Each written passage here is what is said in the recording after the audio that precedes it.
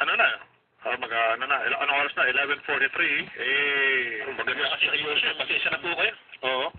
Ilang college teachers pala yung yung delikadong mawalan ng trabaho dahil sa K-12 program. Well, sabi Malacanang dyan, 48,000. Pero hindi ko alam kung moderate, Kolehiyo to, kolehiyo to. Sabi kasi, mandato nga na pumasok na partner yung 2 taon kasi sa senior high school. At kakainin yung 2 taon ng college. Oo. At dahil dyan? Yan. Dahil dyan, mayroon tayo kakausapin. Sana dyan na. Pero, hindi, maya-maya. Bigyan lang namin kayo ng counting intro. Yan. Dahil mandato nito na pumasok sa 2 taon na senior high school, ang mga nagtapos sa 4th year high school o grade 10, 2 taon ding mawawala ng bagong estudyante, ang mga kolehiyo at universidad na posibleng ikalugi ng mga ito. Yan. Sa kalendaryo po ng DepEd, ang unang batch ng grade 11 ay magsisimula sa school year 2016 habang sa 2017 naman ang simula ng grade 12. Isa na sa mga apektado partner, mga kaibigan, doon sa K-12 si Professor Noel Moratilla ng St. Scholastica's College. Si Professor Noel. 7 taon na siyang nagtuturo ng communication arts. Doon sa pagtuturo. Makarang maisama doon sa malaking retrenchment ng 40 full-time member ng kanilang faculty. Ito yung binabanggit mo, partner. Alam po niyo kasi mga kaibigan, itong K-12 program, talagang hindi na po maiiwasan na ma-implementa ito. Ayon po sa Alliance of Concerned Teachers o ACT, mas marami pa na college teachers po yung nakaambang mawalan ng trabaho sa buong bansa. Hindi lamang dito sa Metro Manila. Sa mga darating na taon, partner. Bumuo na ang Commission on Higher Education ng isang technical working group para pag-aralan ang epekto ng K-12 programs sa mga kolehiyo. Kaya nga kung mawalan ng trabaho yung ilang teacher sa college, pwede namang daw na mga magturo ng senior high school. Ito? Sa high school? Oo. So, college professor ilalagay sa high school. Papayag na naman to. Paano ba sweldo niya? Ganun ba sweldo niya? Parang demotion pati.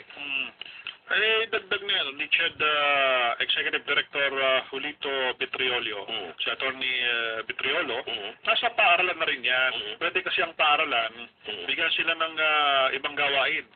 Pwede silang mag-research. Kung ibig sabihin, kung hindi man sila, kung matatanggal man sila sa pagtuturo, ilagay sa ibang posisyon. Ayan. Kaya, isama natin sa partner. Kumustahin natin si Dr. Virgilio Almario. Siya yung tagapangulo ng komisyon. Teka, ito yung sa natin? Ano yan? Can't believe ayaw lumaban?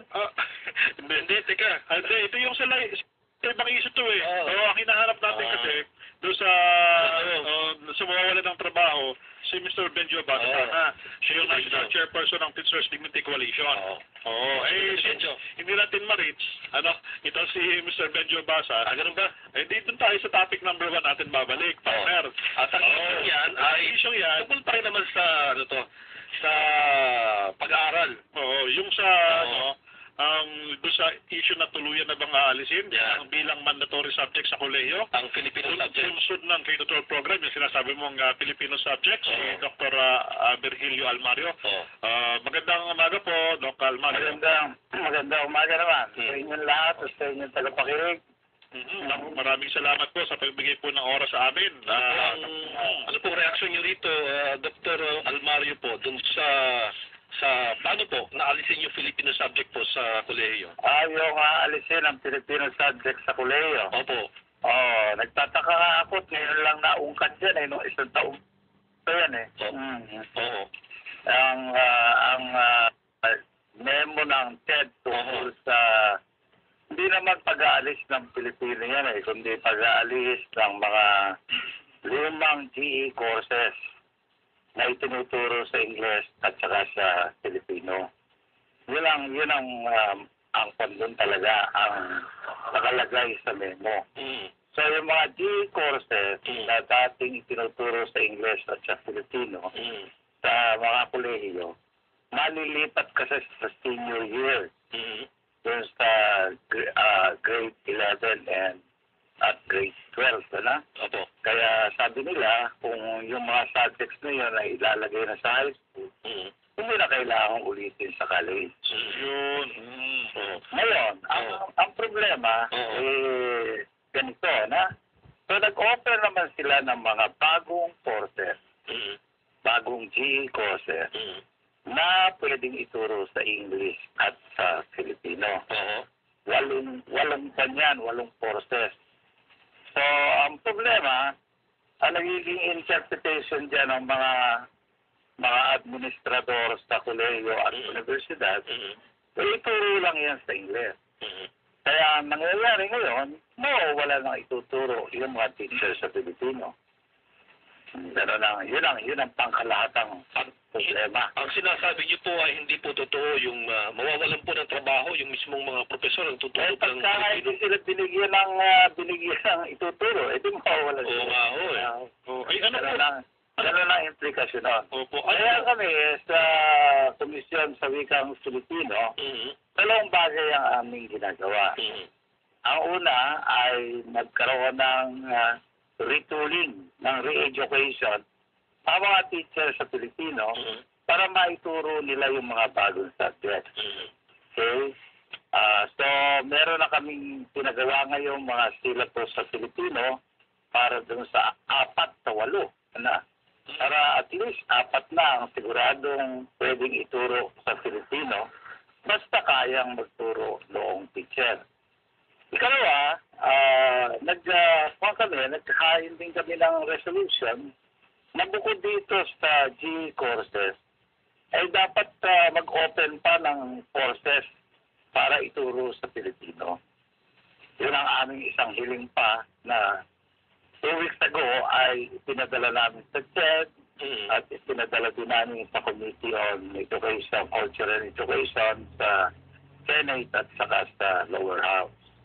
Wala pa kaming natatanggap na sagot para doon sa aming kahilingan na yan. So, yung kahilingan na yan, yun yung inyong dalawang solusyon, Dr. Almanzor. Sa amin, sa ganoong paraan lamang, matutulungan natin yung mga teacher, una. At ikalawa ay para matupad natin yung provisions ng Constitution.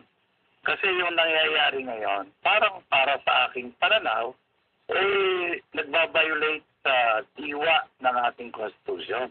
Kasi nakalagay sa ating Constitution na hindi lamang dapat kilalanin bilang wikang pambansa ang Pilipino.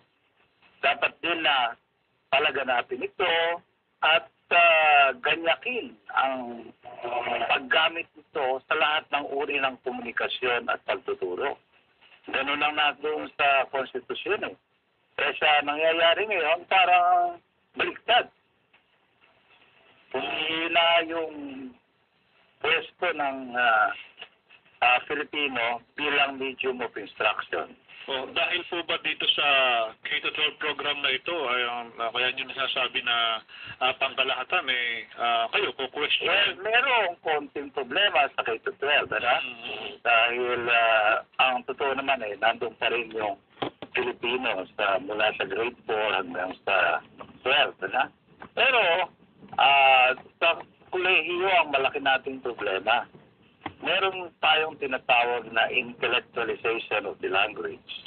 At yun ay kailangan para yung lingwahe hindi lang magamit sa pag-uusap at sa komunikasyon, kundi magamit sa pagsasaliksik, sa mga pagsulat na mga diskurso na intellectual at akademiko.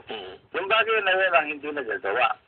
Dahil nga mahina ang paguyod sa paggamit ng wikang Filipino sa mga kurso sa kolehiyo. Pero sana kasi ibukas yung mga kurso at hayaan yung mga teacher na magturo sa Filipino. Kahit na yun ay kung science subject, mathematics subject.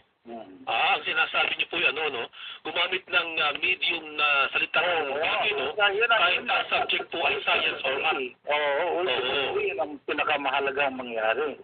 Para malaman natin na, para mapakita natin na ang Pilipino ay tunay na magagamit mo bilang wika ng karunungan. Pero Dr. Mario, sa akin natatandaan po, no, sa pag-aaral natin ng elementary at high school, ay nandun naman ho talaga yung Filipino subject, pero parang kulang pa rin ho ba pagdating sa Oo, kasi kung tutusin, yung mga basic subject, parang mababa lang ang antas na karunungan na ginagamitan ng wika.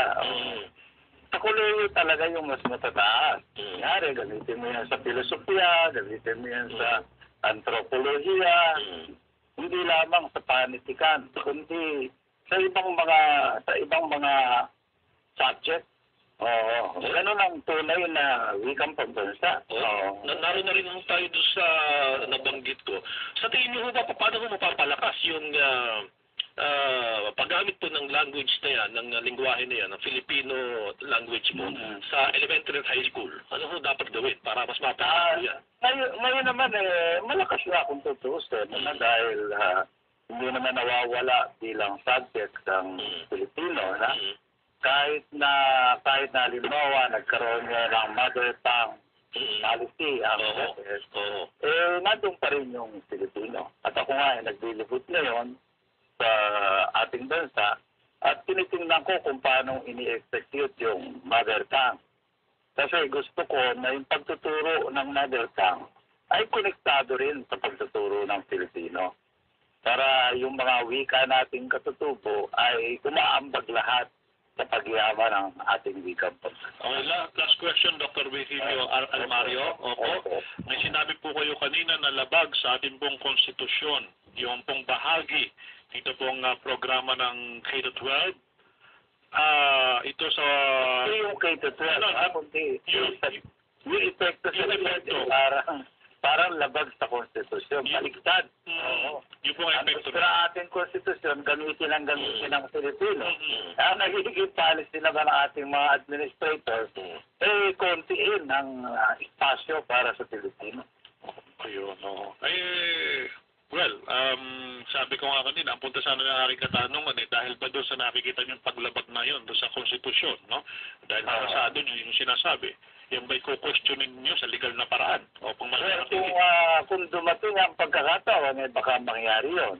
Pero sa ngayon, ang ginagawa namin ay pakikipag-usap, paghiling, at pakikipag-meeting. Kinakausap ko ang mga presidente ng state universities. Marami namang pumapayag sa akin. Pero merong ilang official talaga Inglesero. Mahirap ko sa atin yung mayon. Tsaka di ba naman masama ko salita sa Tagalog eh. Alam mo? Meron tayong ganun talaga mga educated. So ang last resort yun ay Korte Suprema kung constitutionality. Sakasakali po at hindi mangyari hindi natin nadaan sa pakiusapan, baka nga mapunta sa ganoong bagay. Yun. Ating antabayan na lamang yun. Yun. Maraming salamat Dr. Virgilio Almario. Salamat po. Mga kaibigan, si Dr. Happy Father's Day po. Happy Father's Day.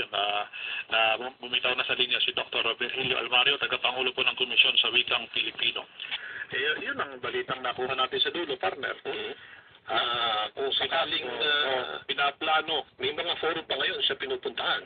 Senado, SED, kung sa tingin niya mukhang walang mangyari, Supreme Court. O yun, di ang angulo natin ngayon partner doon sa balitang yun, kung ikaw ay halimbawa para sa insider, at di ang iaangulo mo doon ay